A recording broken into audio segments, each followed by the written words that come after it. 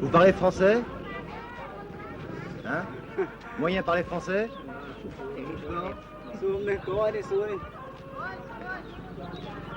Il n'y a personne qui parle français là, parmi les Khmers rouges? Est-ce qu'il y a un chef Khmer rouge qui parle français là? Allez chercher, allez chercher.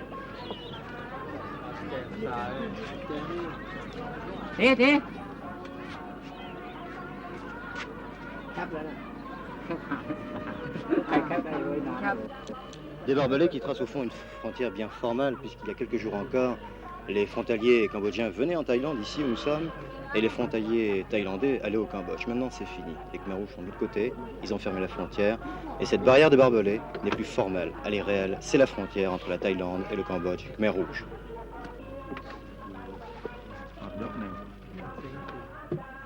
Après plusieurs essais, nous réussissons à passer cette frontière que plus aucun Thaïlandais n'ose franchir. À quelques centaines de mètres du pont, nous trouvons un Proipet tranquille, aucune trace de Khmer rouge. En revanche, partout des chemises noires, celles qui sont justement l'uniforme des Khmer rouges. Elles sont portées par les jeunes gens de la ville, puérile précaution, mais peut-être préfèrent-ils devancer l'événement. Des drapeaux blancs, signe de ralliement, flottent au mât des bureaux de l'ex-administration Long Nol.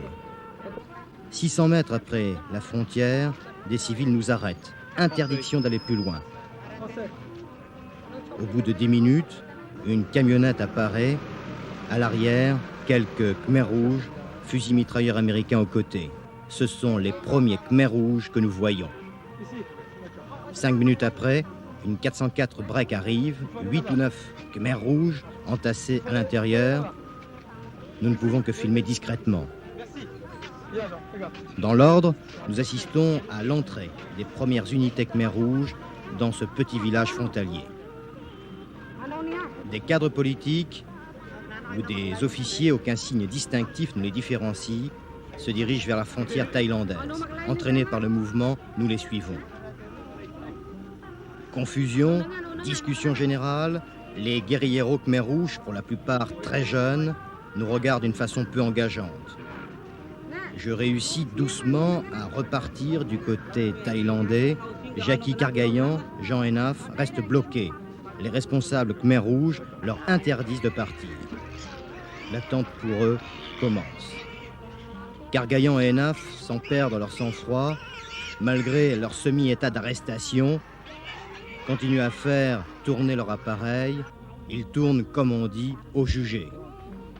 L'attente dure 1h30.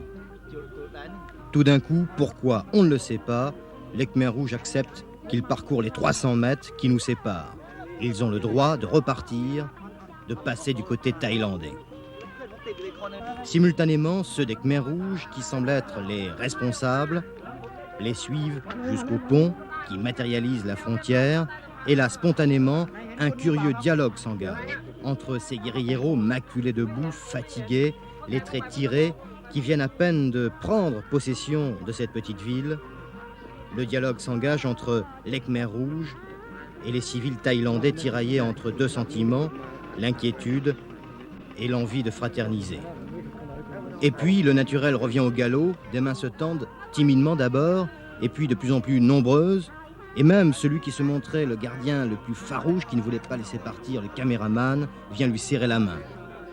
Les Khmer rouges se veulent rassurants. Les traits ne sont plus crispés, figés. Les sourires les ont remplacés. Pour la première fois, ils ont laissé repartir des journalistes occidentaux. Les temps ont changé. Ils sont désormais les maîtres de Proipet. Ils sont aussi les maîtres du Cambodge.